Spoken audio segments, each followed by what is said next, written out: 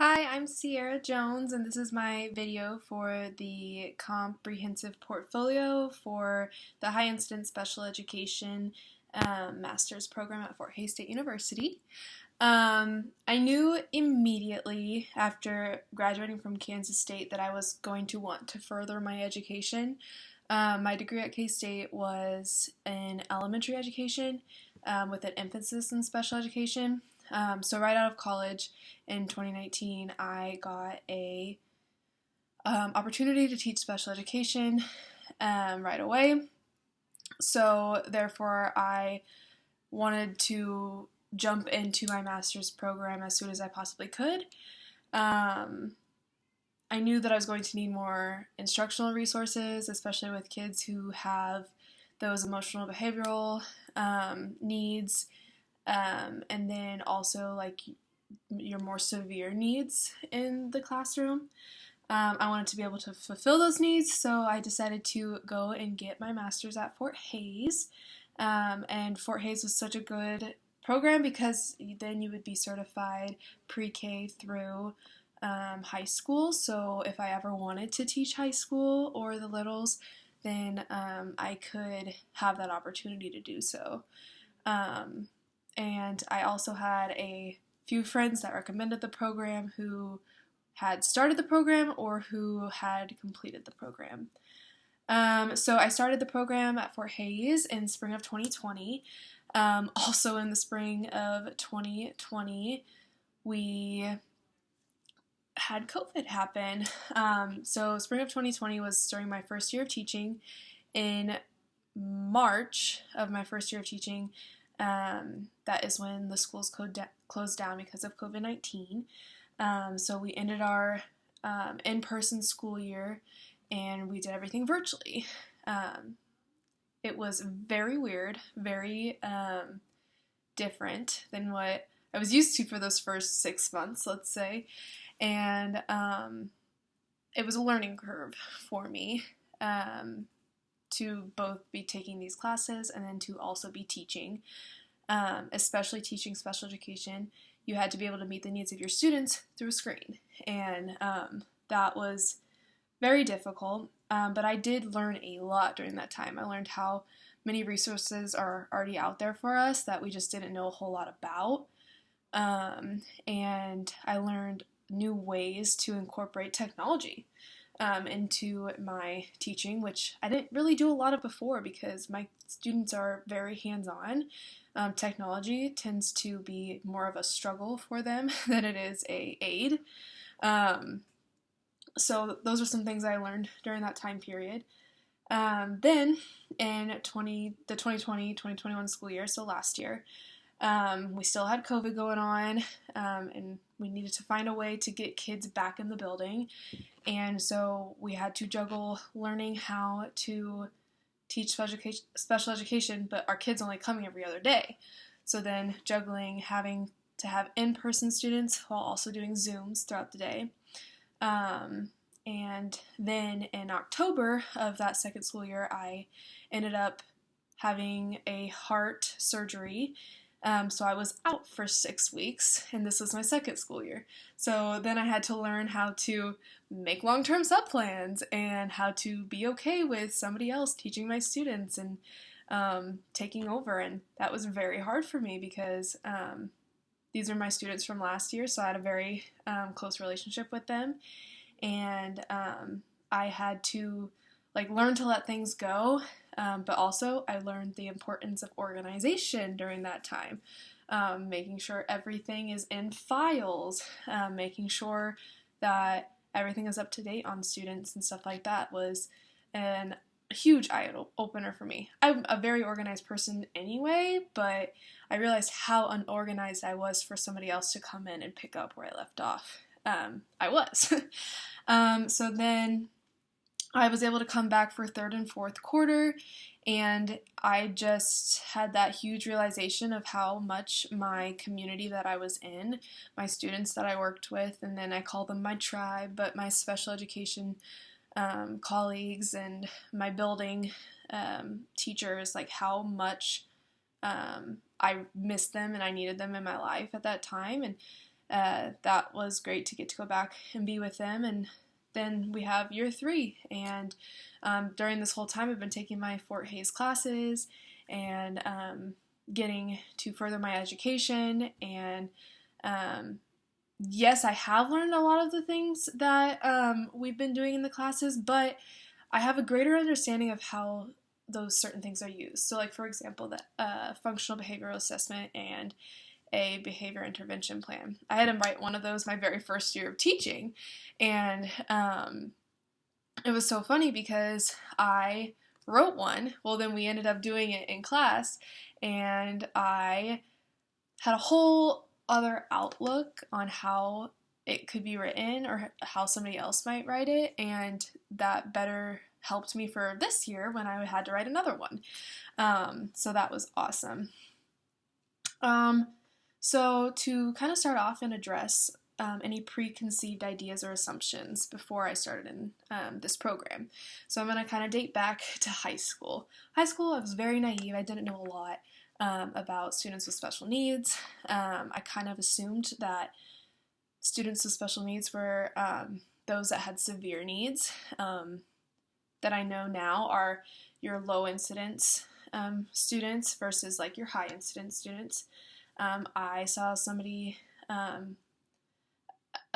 who was in a wheelchair as somebody who had special needs, and that was the idea that I had put together in my head.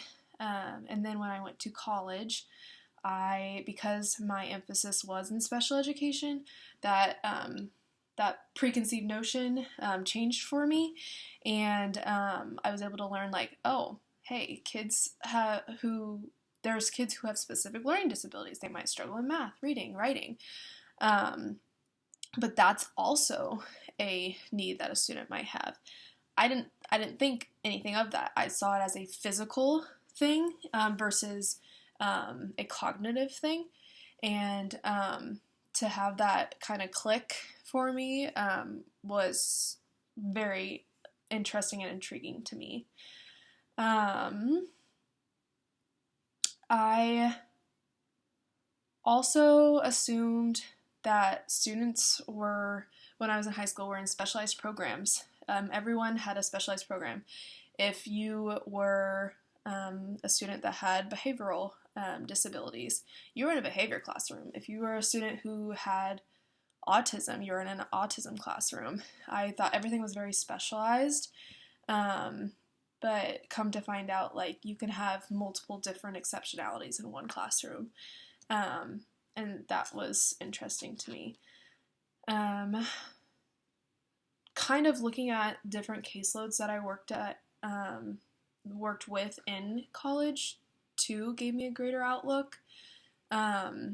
So during my student teaching, I worked with a wide range and variety of students. A lot of those students had academic needs versus a behavioral or an emotional need. And that is kind of what I worked with majority. And then coming into my first year of teaching, I worked with a few students who had autism. I worked with, again, majority of my students who had academic areas of concern. And then I did work with a lot of students with emotional and behavioral disorders because my school specifically specialized in that program. So I definitely now know that there's a wide variety and range of students and different exceptionalities that are out there.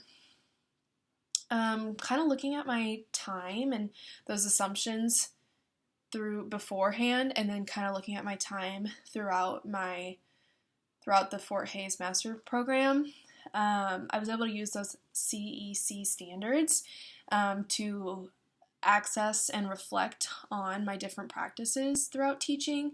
I was able to ask myself, am I meeting those CEC standards? How could I better meet those CEC standards? At first, so we reflect on the CEC standards a lot when we get observed, and just how are we as teachers meeting those CEC standards. When those standards are specified to meeting students with disabilities. It gave me a greater understanding of those different standards. So one in specific was standard number 7, so collaborating as a whole.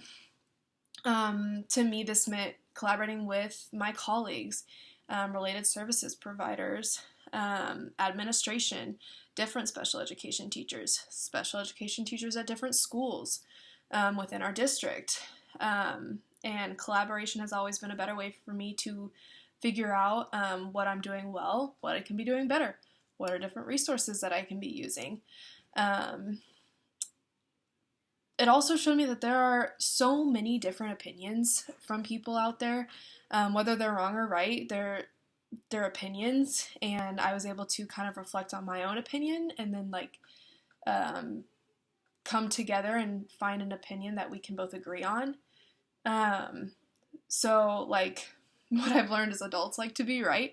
We like to think that we know a lot, especially when it comes to our students, and in the end, we all just want to come together and have a common goal for that student, and we just want what's best for that student. And that's kind of what I've learned throughout collaboration and throughout collaborating with gen ed teachers at my school is we got to push some of those things behind us and come together to just want to do what's best for that specific student. Another CEC standard that I had to reflect a lot on was the assessment standard 4. So just making sure that I was including proper assessment in my everyday, whether that was progress monitoring, daily, informal assessments, having a better knowledge of the norm referenced assessment or the curriculum-based assessments. That was a good time for me to kind of figure out what even those assessments are. How are they different from one another? How to read assessments that have been done, especially when I am not the one that gives the assessment. I had to learn how to take that information and create an individualized education plan based off the information that I got. And I thought that that was a standard that I really had to reflect on and make sure that I was doing it properly. And then the most important CEC standard is that of learner development and individual learner differences. I like to say that I take pride in being able to get to know each and every one of my students, who their friends are, who their family is, who are their siblings, and then what they like, what they don't like. I have a very good relationship with my students, and I think that that's helped our academic relationship too, and just them wanting to do well in class. So that was probably the standard that I wanted to hit on most, and made sure that I was exceptional at that standard. I met all or exceed expectations when it comes to that standard.